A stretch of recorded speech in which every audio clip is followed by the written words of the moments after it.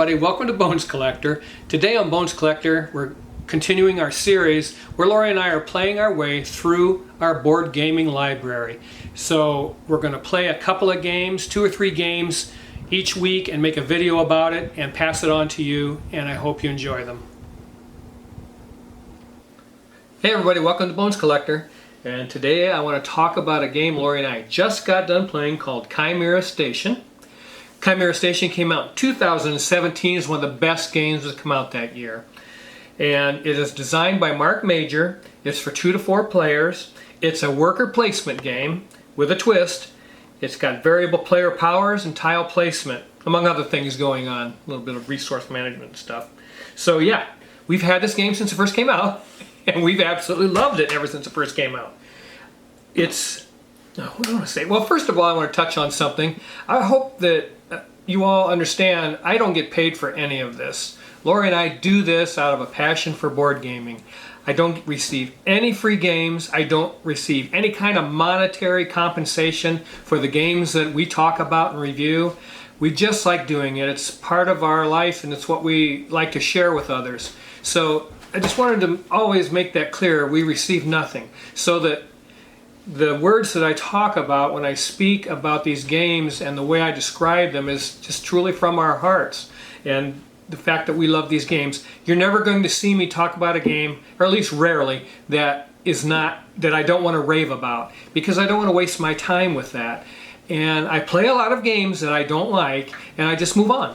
I don't want to tell you about them because you may have that game and I don't want to hurt your feelings. That's why I do not do calling videos. There are people that love doing those, and that's fine. I don't do them because it's subjective, first of all, and maybe you have a game that you adore, and if I call that, that may not sit well with you. And I don't want to go that route with this channel. I just want to talk about games that I love. And then if you find a game that I talk about and you play it, and you fall in love with it, that may tell you, you know what, that old man, the games that he talks about, I love 2 or 3 of the games he talks about. So when he says another game is good, I'm going to try it. That's the vehicle of this channel, is just to talk about games that we have in common together. And I really, really want to make that clear today. But hey, let's get back to Chimera Station. Again, this came out in 2017, one of the top 5 games of the year in 2017 for sure. And it's a worker placement game with a twist. I told you about that. And I just want to touch on the art in this game, because I feel like people kind of shied away from this game because of the art. I like the art. I think it's a step in the right direction for board gaming. I think they were ahead of their time. I think games that look like this, that's a direction that the board gaming industry should go into, because it's not so intimidating. You know, when you look at this, you're like, oh, that looks pretty, you know, it looks like a child's game. And maybe you have it helps your approach to the game. So that's pretty neat. I like the art in this game. It's by Tasty Minstrel Games, of course, out of business right now, and that's a shame. But this worker placement game is a game where you're going to start out with the basic workers. Do we have any basics left? Yeah, Lori had one. Yeah. She had a couple left. It's just a head and a foot. And they snap together. And then you have the opportunity to get other components that you're going to put on your worker. As you can see here, you can see these workers. These purple pieces are the brains, and the tentacles are the yellow pieces. You can modify your workers, first of all, by putting these extra pieces on there. This worker has 3 pieces, and that was only a rule breaker card that I had that allowed me to have one worker with 3 pieces. Generally speaking, you can only have 2 components on any one worker, but those components are powerful. The brain gives you points for whenever you go to a module. You can score the points. If you got 2 brains, you score double points, and at certain times that can really be powerful. And when you're placing these workers and playing with these workers, you do have to feed them. Much like in Agricola, but feed your people. It feeds your people. It's not as near as Pressure Pack. And you have these hamburgers. You're going to feed them hamburgers, and 1 hamburger per worker per round. Unless you have these green leafy components, if that's on your worker, he doesn't need to be fed. And if you have a double green leaf, you get a benefit of some sort. So besides the fact that you don't have to feed them. Yeah, feeds other people. Each one of these components do something for your worker to modify where they go on the board. And that is so much fun because it leads to amazing combos. I won't get into everything in this game. I want to tell you though, this is deceptively deep, this game. It is a medium complexity game at the very least. It's on Board Game Geek. I think it's a 3.15, and it's every bit of that. But you have to play it. You can't look at the cover, play it one time, and say, well, this didn't work out, that didn't work out, I'm not going to play it anymore. This game, it took us, we've played it 10 times now, and I tell you what, the first 4 or 5 times, we're still learning. And I scored in this game 247 points.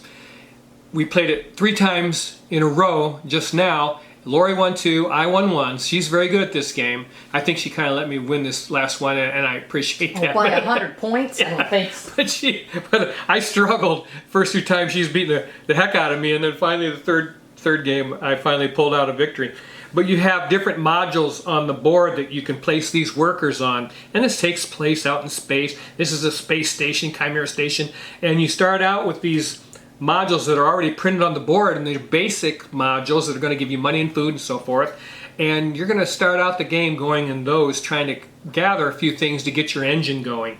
And throughout the course of the game is only 5 rounds long, and you have this nice marker. This is a deluxified version, so it has metal money and stuff in it. But I think it's the only difference. Metal money and those things are cardboard. That's it. And these are cardboard chits, and this is a cardboard chit, maybe your research token. That's cardboard. Cardboard chit as well. So, but the game is 5 rounds long, and every round is identical, except in the 3rd round you start getting double points for building, and in round 5 you get triple points for building. So it changes in those 2 rounds. But at the end of 5 rounds, you're going to go through your perk cards, get points for your money, get points for your food, you get points for the components that are on all of your workers, plus any components that are on your player board, and then points for, well, your research track. But this is a tech track that's going on your player board, and that research track has a marker on it, and you're going to move up that research track during the course of the game, at least you're going to try to, and get extra benefits on that also. But this game is absolutely phenomenal. It's, yeah, gosh, is it my most favorite worker placement game? It has to be up there, just because it's so unique. And I love that. Here's what I love about it. Hey, the board's very nice. I didn't talk much about the components of the game. Again, the components that you see right here are identical to the retail version, other than the money, the wooden hamburgers, and the wooden markers that are on the board and on the research thing, and your round marker, which is very few pieces. Everything else you see here, the retail copy is exactly like this, and it's phenomenal. The game is worth acquiring. It just has to be, if you're a Eurogamer and you like worker placement, this is a no-brainer. You have to have it in your library because it's absolutely so much fun, and the board is a reasonable size. It's not going to eat your table, and there's so much to think about when you're playing this game. What combination of components do you want to put on that worker to do different things on those modules when you put them out? Because when you got that brain on there, you're going to score the points. If you've got the tentacles on there, these yellow arms that look like tentacles, you get an extra food or an extra coin whenever you go to one of the modules. If you're getting food and coins. If you've got the lobster claws on there, you can displace someone else's worker. Not your own, but you can displace someone else's. But there is a perk card that will let you later on displace your own. If you have a double claw. And that's pretty cool. Yeah. So anyways, what was the other one? The leaf. I told you about the leafy. They feed that worker. So that's pretty important too. And let's see, the components, again, these thick tiles. The player boards are paper like they are in Days of Wonder games, a lot of them. And I don't mind these. They're very clear, and they are 2-sided. You have one that's kind of a beginner side. Is it A? It's called A side. And then a B side that has a variable player power. I would suggest playing with the A side until you learn the game, because even without these, there's a whole bunch going on in this game. So once you learn the game, play it 3 or 4 times, flip them over, and enjoy those benefits of the variable player powers, because they're pretty neat. I mean, those are just so much fun to explore as you play this game. You have a starting player card that's going to give you certain benefits to start the game. In my case, I had $4 and 2 pieces of food or 2 hamburgers. And then they're all different, those starting resource cards. But hey, I want to tell you about this game. Again, it came out in 2017. 5 rounds, The player with the most points in the game is going to be declared the winner. Some of the combinations that you pull off at the end of this game are absolutely incredible as you think and try to explore the best way to take advantage of what you've built in these workers before you place them.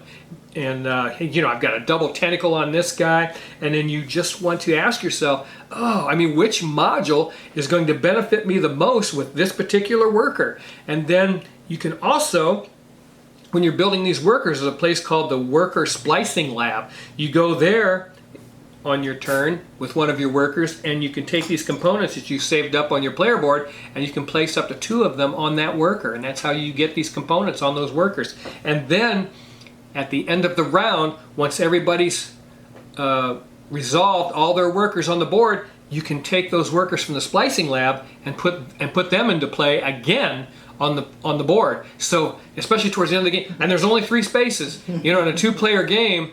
So somebody's going to have 2, somebody's going to have 1 if that splicing lab is full. Now, we've never played this at 3 and 4, but I can imagine that splicing lab. Wow, you would really be battling for that because it gives you an extra turn, and that's pretty nice. And then, in addition, when you're building these modules and placing them on the board, you can see these spaces each have something printed on the board. So you're going to build that module, put it on the board, move your worker from that space to the module. So you would take a worker, place them in the constructor, and that allows you to build something from the reactor. And that's where you have the modules on this board down here. And you would take that tile and place it somewhere on the board, giving you an extra benefit that you see printed on the board. Then in addition, you move your worker to that tile, and hopefully can activate that module as well. So man, I mean, it's just so much fun. The first time we played this, I thought this game is absolutely amazing, and I still hadn't scratched the surface. And I think now I'm pretty good at it, but and we've played it a lot. I really enjoy it, but again, people have to get by this art. I hear them talk about it. You know, I overhear conversations at conventions. Well, Chimera Station just looks like a child's game. Yeah, but it's not. It's so much more than that. And I really enjoy this game. I'm going to take a minute and tell you about it today. One of our few space games. Yeah, one of our few space games. It plays 2 to 4, no solo variant. Don't know if I mentioned that. And a wonderful box, really thick box. TMG was really kicking butt back in the day. This is a nice box that this stuff comes in, and I mean, it's on the table. Maybe doesn't look like much. I think it looks adorable with the workers, with the different components, and I think when people are looking at it, they're going, how does that work? You know, but this game is, do not pass it up. I'm telling you, if you like worker placement, if you love Eurogaming, this has got to be something that's in your library as a regular game that's going to hit the table. It's absolutely fantastic. So yeah, that is our game today, and I wanted to tell you about it. I love every one of you guys. Have a wonderful day. Please on board gaming, because it's the best hobby on the planet because of games like Chimera Station. These are the times, go back into time, don't buy things. I'm telling you what, Chimera Station is better than 80% of the games that's going to come out this year. But people, oh, you know what, the other game I was thinking about was Hickory Dickory. Oh yeah. People are going to shy away from that. It looks like a kid's game. Because it looks like a kid's game. So much fun to play. So much fun. By Sawyer West, and I don't believe he has done another game. No. That was his first game, and again, a deceptive appearance to the game. It looks toy-like or childlike. A lot of things going on there, and I love that direction for board gaming. I like that they make it inviting looking, but then it'll burn your brain a little bit. I enjoy that, and that happens in Chimera Station. So hey, like and subscribe. I love every one of you guys. Enjoy your day, and I'll see you the next time on the old Bonesy Collector. Bye-bye. Hey everybody, welcome to Bones Collector, where today Lori and I just got done playing Zapotec. Zapotec is a game designed by Fabio Lopiano, and it came out in 2022, I'm going to guess. I didn't look it up. I should have. It's for 1 to 4 players, so there's a solo variant, which I like to try, I guess, in this game, because it's a very quick game. And it's by Board and Dice. Comes with a really nice sturdy box, and the bottom of the box has a little cardboard insert. It's kind of colorful. 2022, you approve. So kind of colorful like that. So pretty cool. And so I like it when the game comes in a nice box. And you know, this Zapotec game, Laura and I played at a convention, and it's a strange game. First of all, where do I want to start with this? I want to tell you that this game is quick, and by that I mean it's going to take about 45 minutes, but you're going to think very hard in 45 minutes. It gets over with so quick you feel like you're not doing anything. And the first time we played it, that kind of bothered me a little bit. And then I got to thinking about our play at the convention of this game, and I watched somebody else talk about it on YouTube and play it, and I thought, I need to give this game another chance. Well, it was on sale at Game Nerds. We picked it up and shipped it to us, and we just got done playing it a couple more times, and I really, really love this game. It's an amazing, tightly designed game. You start out with absolutely nothing in this game, and you have 5 turns to get something done.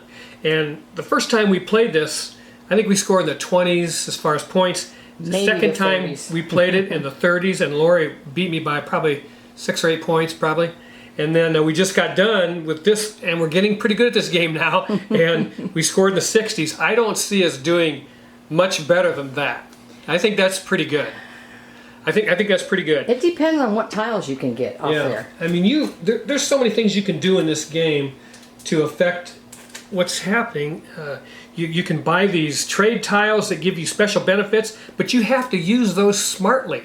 And you have to, on your player board, oh shoot, I want to get one out. Here's a player board that's empty. And you're placing these building tiles that are on the board.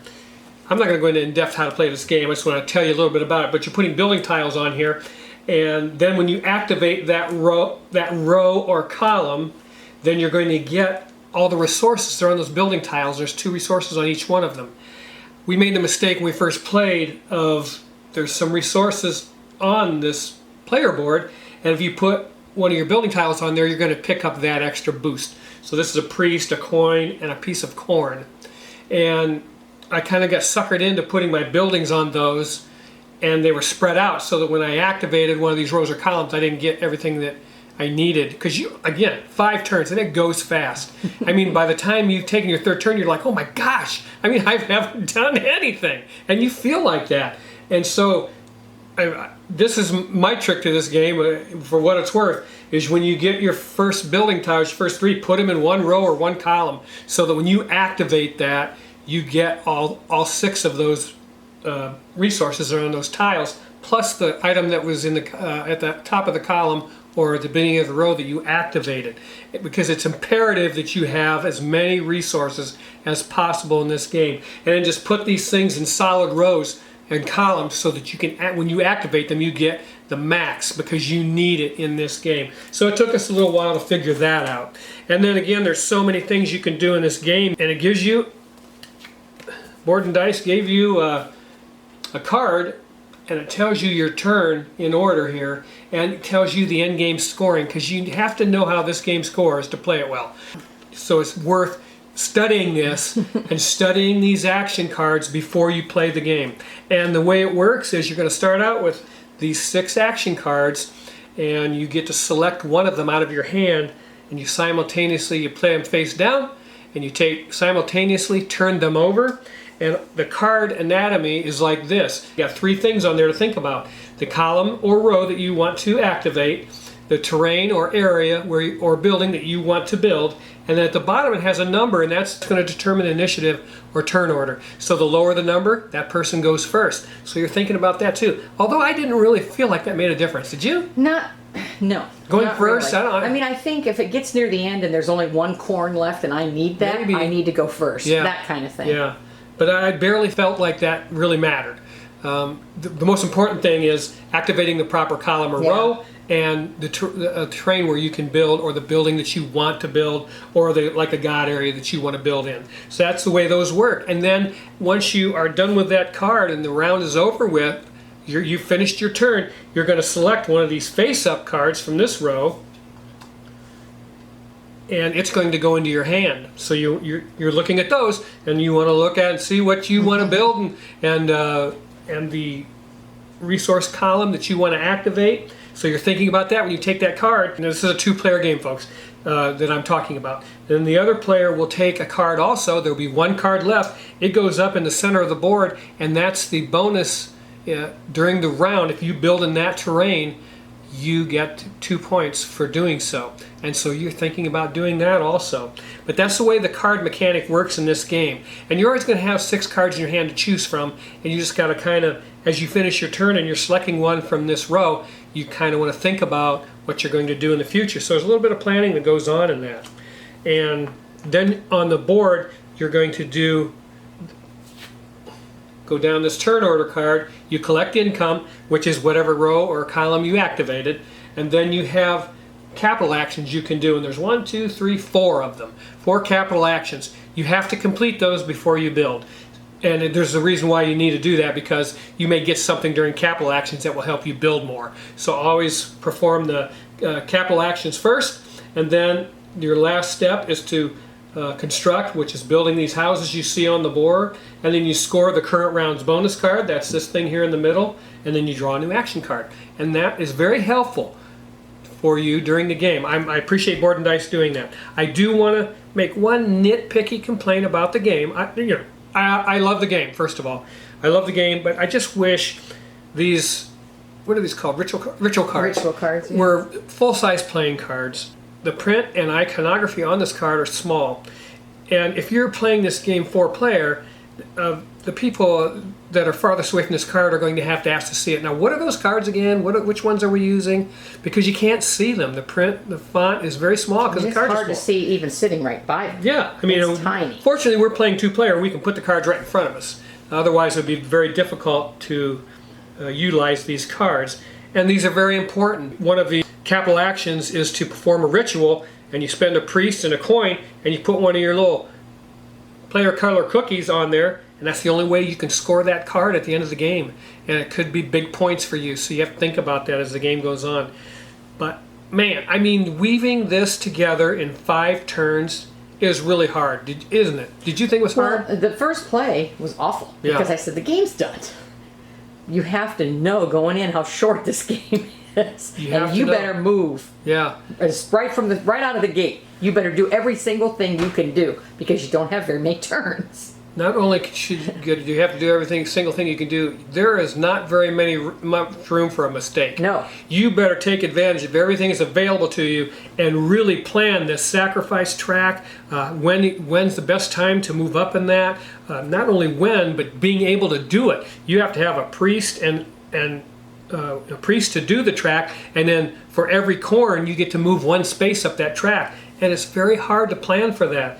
Getting these buildings out, because you're trying to get them out on the board because they score not only for the bonus round card, but if you're building a pyramid out here, there's 3 tiles. Is it 1 tile more than the number of players? Yes. And then once you put a pyramid piece on here, then you select a tile from, I don't know what those are called, but in this case, Lori was the pink player, and she built the first Those are just called scoring tiles. scoring tiles. She built the first pyramid piece on there, and so she selected this corn. Now all of us, well, she does especially, want to start building corn and getting many corn as she can on her board.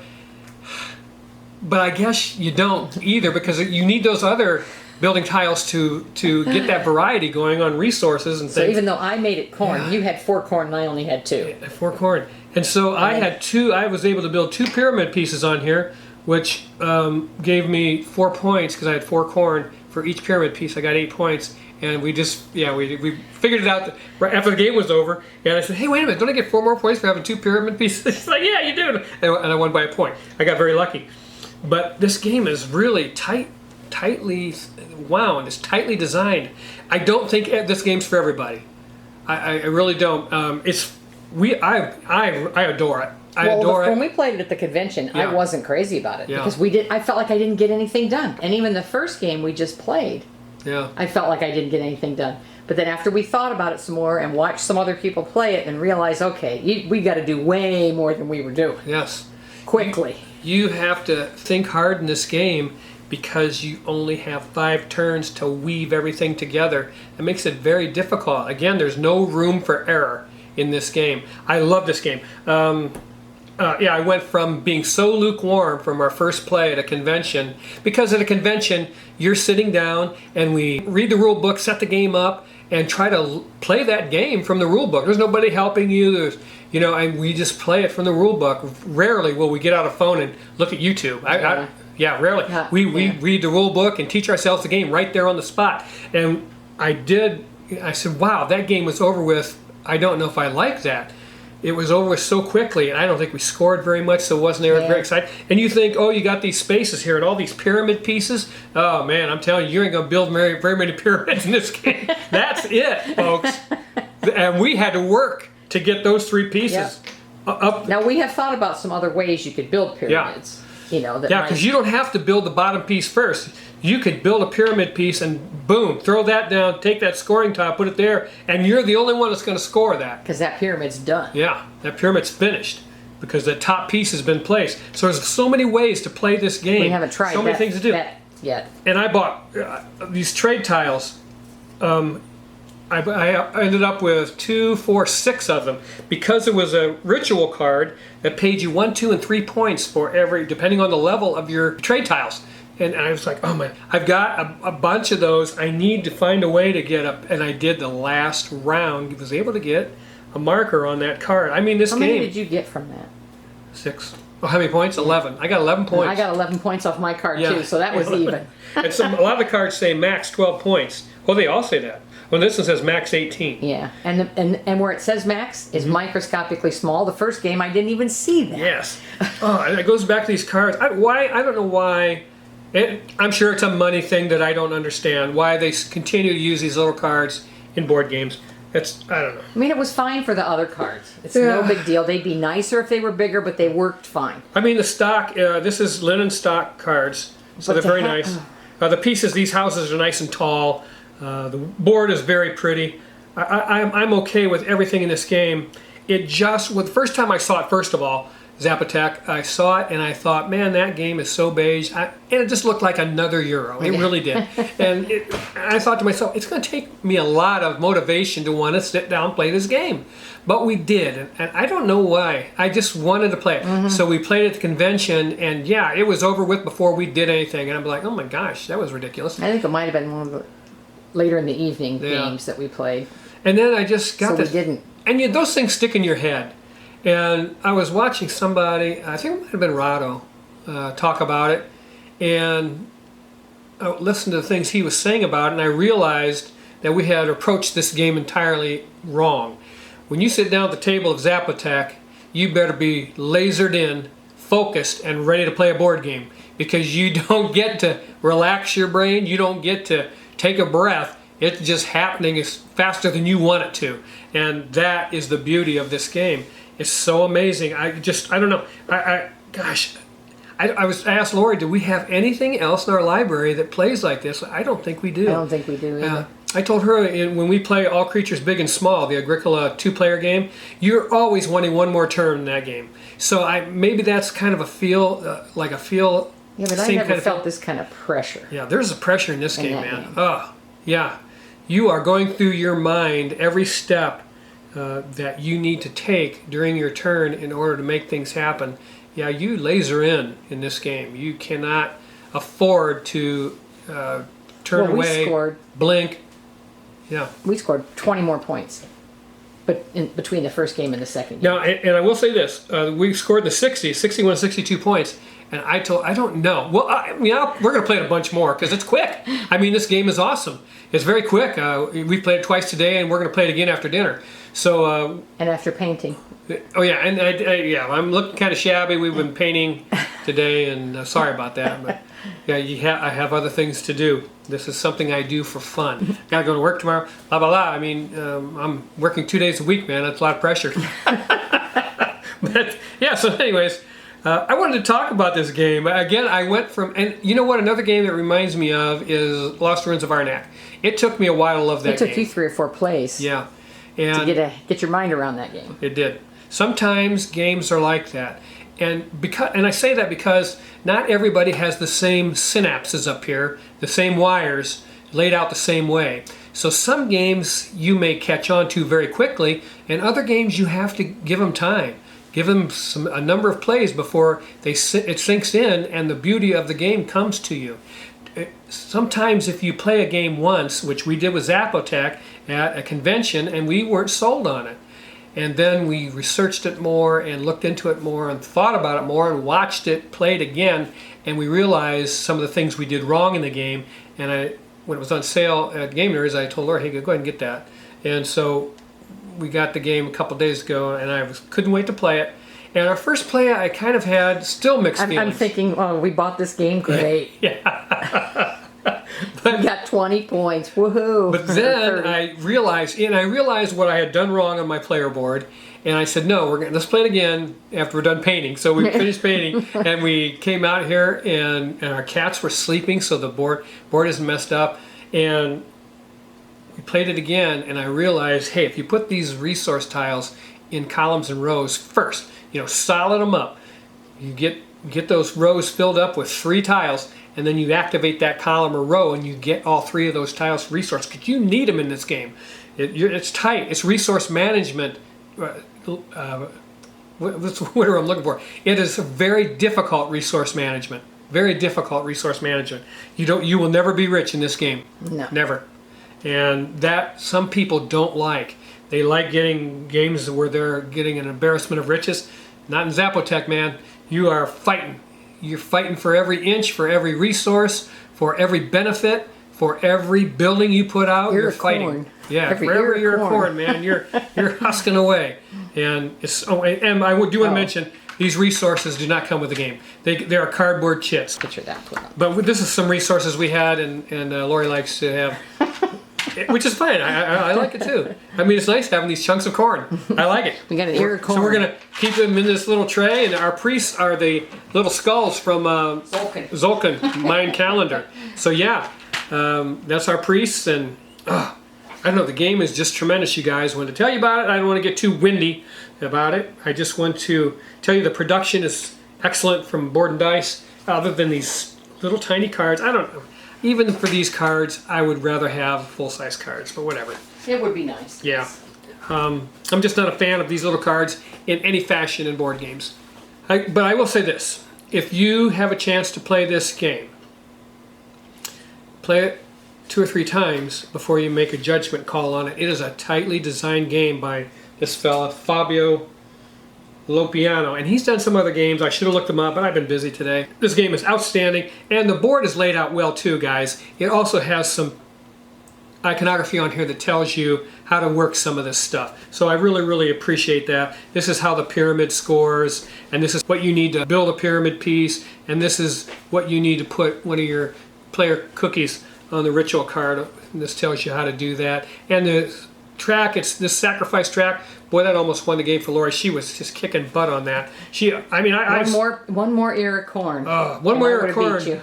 She would have got 5 points there. That would have been crazy. And he did Merv. Oh, it did Merv, yeah. And he did Autobahn, which is just coming out right now. Yeah, it's a new game, Autobahn, yeah. And then several others. So he's a designer to watch. I am one that always tells you guys, if you find a board game you love, look at who the designer is and look at his other games. Don't go out and buy them, just look at them because it's worth checking out. It's like Kramer and Kiesling for me. If they're making a game, I'm checking it out. It's just that simple. I'm going to play it. And Reiner Knizia, again, if he's got a game coming out or a new game, I'm going to see what it is. It's worth checking out. But yeah, okay, Zapotec. That's Zapotec. It's a wonderful game. You can take it from the old Bones Collector. That is an excellent game. And make sure you like and subscribe. What else I want to say? Please leave comments. I love hearing from you guys. If you've played Zapotec, let me know your thoughts about it. And I'd be curious to know what your score was. Yeah, what your scores are. I think 60s has got to be pretty good. And I think that we're really going to have to work hard to get 60 points in this game. But like, please, and subscribe. I love every one of you. Keep on board gaming. You know why? It's the best hobby on the planet because of games like Zapotec. See you later.